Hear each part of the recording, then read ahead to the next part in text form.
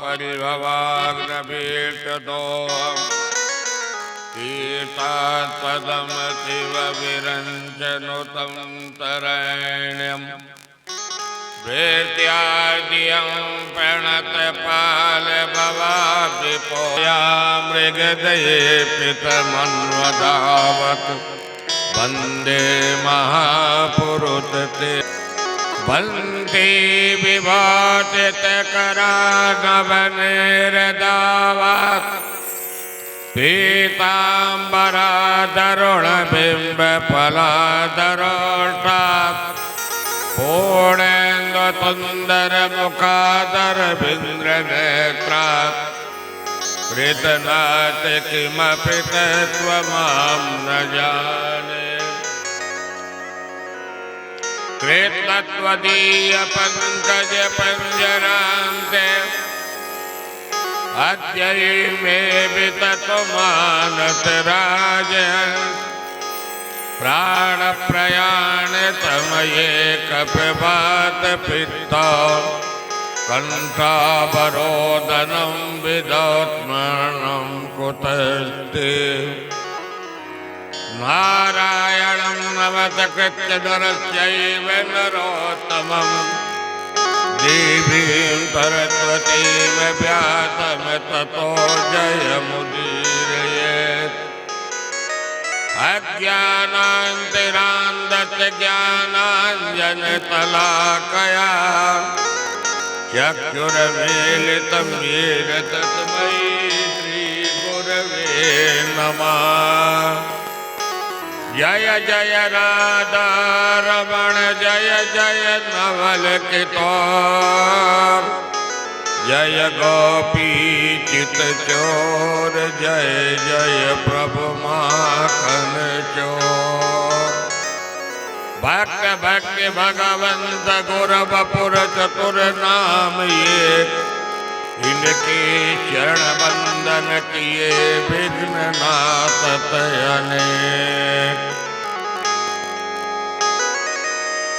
बोले भागवत भगवान की जय हो।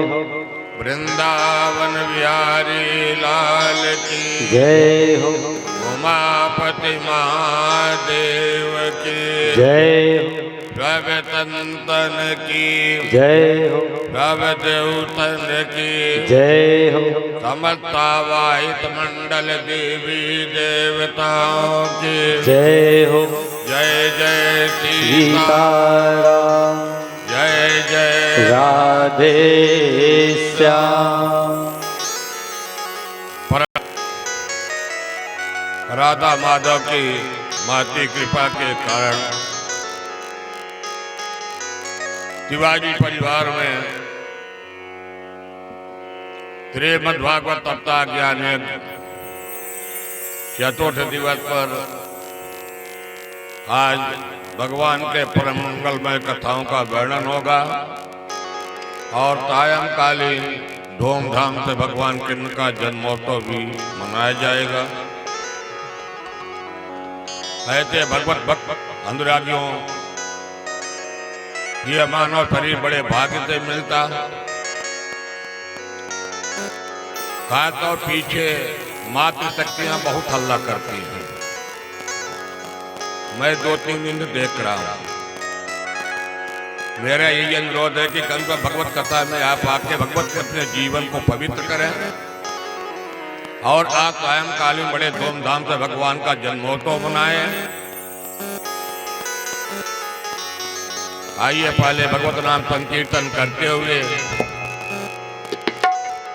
राधे गोविंद गोविंद राधे राधे राधे गोविंद गोविंद राधे राधे राधे गोविंद गोविंद राधे गोविंद राधे राधे गोपाल राधे गोविंद राधे राधे गोपाल राधे गोविंद राधे राधे गोपाल राधे गोविंद राधे बोलो गोपाल राधे राधे राधे गो गोविंद गोविंद राधे तेरा गोविंद राधे गोविंद राधे राधे गोपाल राधे गोविंद राधे राधे गोपाल राधे गोविंद राधे राधे गोपाल राधे गोविंद राधे राधे गोपाल राधे गोविंद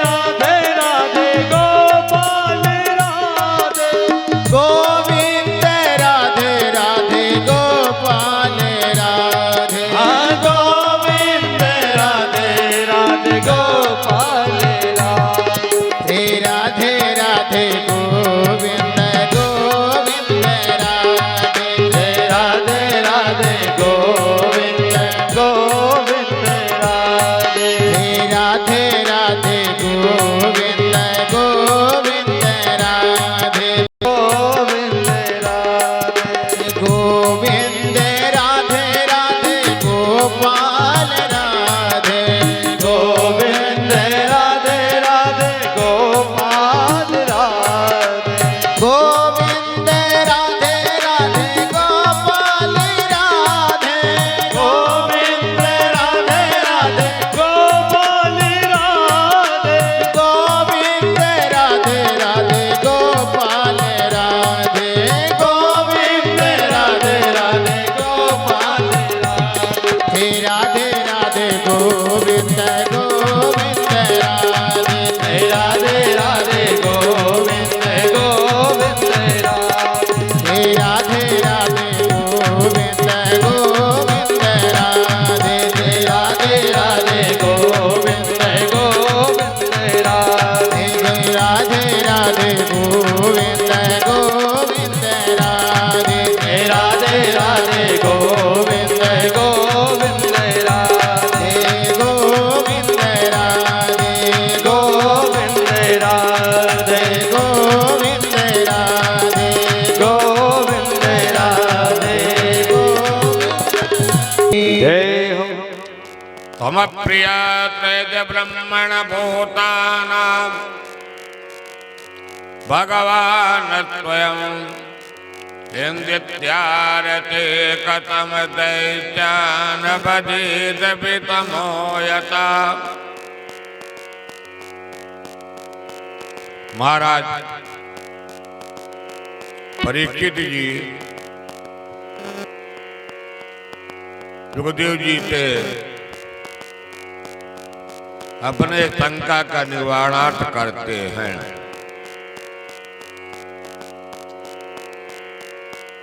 राजा परीक्षित महामन सुखदेव जी से कहते हैं,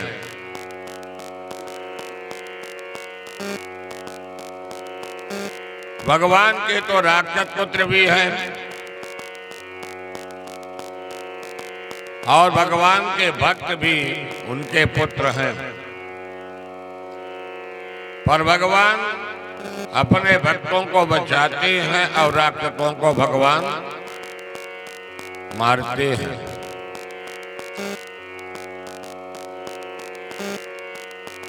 सुखदेव जी कहते, राजन परीक्षित, न तो भगवान किसी को मारते हैं न किसी को भगवान बचाते हैं।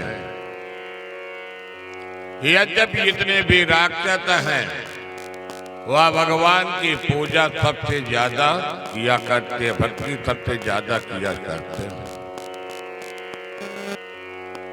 सुखदेव जी कहते, राजन परीक्षित जी, तुम्हें आपके बाबा युधिष्ठिर महाराज जी राज तो यज्ञ कर रहे थे और उस राज तो यज्ञ में सहदेव महाराज जी ने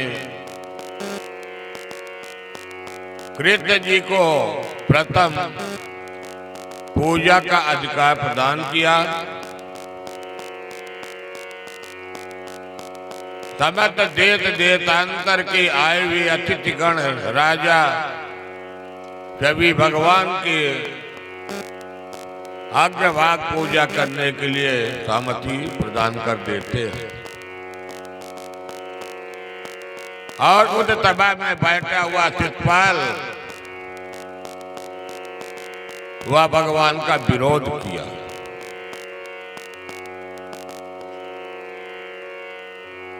सुखदेव जी कहते, राजन परीक्षित, जीवन में तब तेरी बड़ी मुक्ति है सायुज्य मुक्ति। सायुज्य मुक्ति का अर्थ है परमात्मा में जीव का निकलना, परमात्मा में विलय हो जाना। ये मुक्ति का साधन बतलाया जाता है। दमगोद सेतुपाल भगवान को 99 गाली दिया है। भगवान के गाली देते समय तभी के मन में तकलीफ हुई, यह भगवान को गाली दे रहा है। भगवान सबको रोक देते हैं। जब 99 पूरा हो गया, एक और बचा 100 गालियों में, तो भगवान शिषपाल को सावधान करते कहते, शिषपाल सावधान। पर शिषपाल अपने जीवन के मुक्ति को चाहता है। वह गाली नहीं बल्कि अपने भक्ति के माध्यम अंतरात्मा से अपने मुक्ति का कारण चाहता है। नारद जी कहते, परीक्षित, काम द्वेता दबया इतने आत्यता व्यक्ति त्वरे मना आवेत तदमृत्वा भाव तदगतिं जगता। शिषपाल भी अपनी मुक्ति के साधन को खोज रहा था, परंतु वह अंतरात्मा से प्रभु का गाली नहीं देता था। बाह्य दिखाने में गाली दे रहा है, पर वह अंतरात्मा से गाली नहीं देता है। जैसे भगवान ने 100 पूरा किया, भगवान सुदर्शन चक्र के माध्यम से उसके गले को काट देते हैं। और शिषपाल के एक जीवात्मा, एक ज्योति निकलती है और वह ज्योति देखते देखते जाकर के भगवान में विलय हो जाती है। शिषपाल राजा को सायुज्य मुक्ति प्रदान होती है। सुखदेव जी कहते, राजन परीक्षित, कोई भगवान को प्रेमी मान करके पूजन करता है, कोई व्यक्ति भगवान को शत्रु मान करके पूजन करता है, कोई भगवान को अपना सखा मान करके, कोई पुत्र मान करके, पर अंत में सबका एक ही उद्देश्य होता है, वह भगवत मुक्ति के कारण। सुखदेव जी कहते, राजन परीक्षित, शिषपाल, दंतवक्र, कंस, रावण, कुंभकर्ण, ये जितने हुए हैं, ये तभी भगवान से तत्वता तो जरूर करते हैं, पर भक्तों से ज्यादा इन्होंने अपनी मुक्ति का भी याद करते हैं। भगवान ने शिषपाल को सायुज्य मुक्ति देते हैं। सायुज्य मुक्ति आज तक किसी को नहीं मिली है, सिर्फ शिषपाल को मिली है। सुखदेव जी कहते, नारद, जब आपके बाबा युधिष्ठिर महाराज जी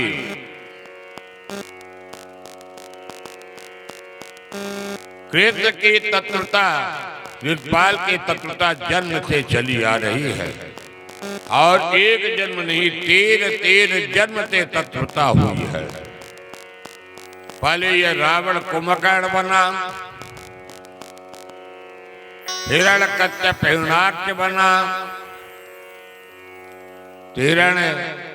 हिरण्याक्ष में भगवान 12 का अवतार लेते हैं, रावण कुंभकर्ण में प्रभु राम का अवतार होता है,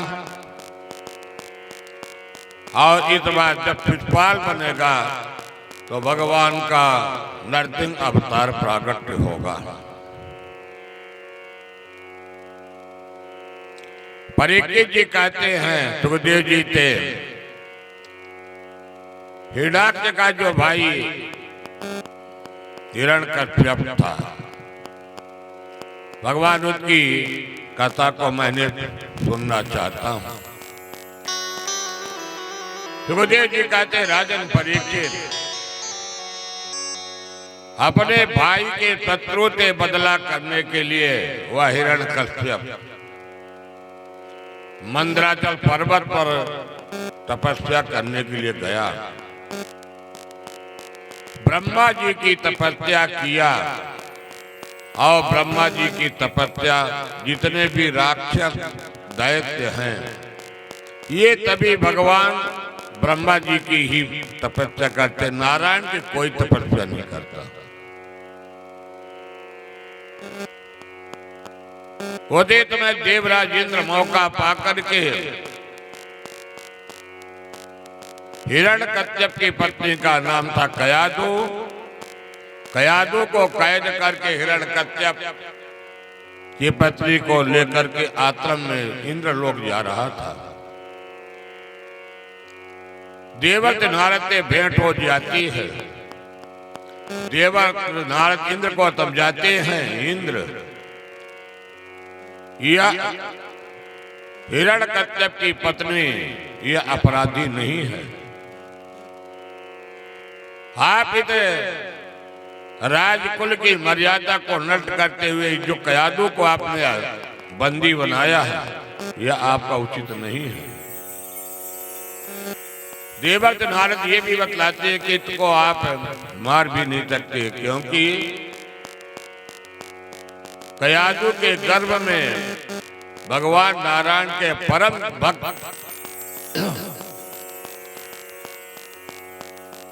भक्त प्रहलाद जी पल रहे हैं। कयादु को लेकर के देवव्रत नारद जी अपने आश्रम में जाते हैं और आश्रम में ले जाकर के कयादु को भागवत धर्म की उपदेश करते हैं देवव्रत नारद जी। भागवत धर्म को गर्भ में पल रहे जीव भक्त प्रहलाद जी नवधा भक्ति के वर्णन को उन्होंने श्रवण कर लिया, परंतु कयादु अपने ममता पद के कारण वह भगवान की नवधा भक्ति को श्रवण नहीं कर सकती है। वह जीव, सुखदेव जी कहते हैं राजन परीक्षित, जब माँ के गर्भावस्था में जीव आता है, इसलिए कहा जाता है कि जीवन को अच्छी अच्छी बातों का संस्कार माँ को देना चाहिए, क्योंकि वह जीव माँ के गर्भावस्था में समस्त चीजों को ग्रहण करता है। सुखदेव जी कहते हैं राजन प्रहलाद, एक रहते भक्त प्रहलाद जी का समय आने पर जन्म हुआ। नोदिग्न चित्तो व्यतनेत प्रियाम श्रुतेत दृष्टेत गणेत तत्वकम धातेन्द्रिय प्राणा शरीरधि सदा प्रतांत कायो रहिता तुरो तुरा। भक्त प्रहलाद जब बड़े हो गए, 5 वर्ष के हो गए, तो पिताजी ने गुरुकुल आश्रम में भेज देते हैं भक्त प्रहलाद जी को पढ़ने के लिए। स्वर्ण और अकर्म शुक्राचार्य जी के 2 बच्चे हैं। गुरुकुल में जाकर के भक्त प्रहलाद का एडमिशन हुआ। यद्यपि भक्त प्रहलाद जी का यह जीव का कनेक्शन प्रभु के चरणों में जुड़ चुका था, माँ के गर्भावस्था में भक्त प्रहलाद जी समस्त शिक्षाओं को ग्रहण कर लिया था, नवधा भक्ति को ग्रहण कर लिया था। राजन सुखदेव जी कहते हैं, यदि यह मन प्रभु के चरणों में एक बार जुड़ जाता है, वह किसी प्रकार से टूटता नहीं है। हाथ और किंद के चरित्र में वैशिष्टता है। एक बार यह जीव प्रभु के चरणों में समर्पित हो गया, वह पीछे लौट करके नहीं आता है।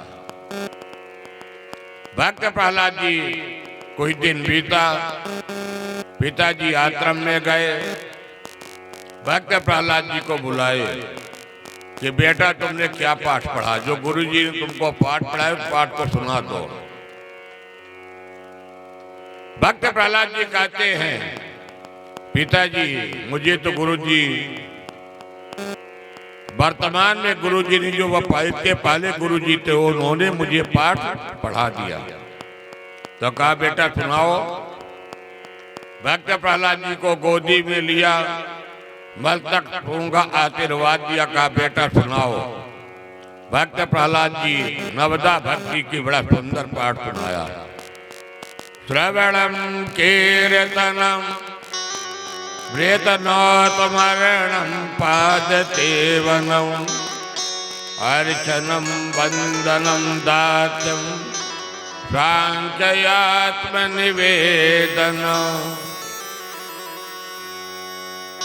नवदा भक्ति के पाठ को सुनाया।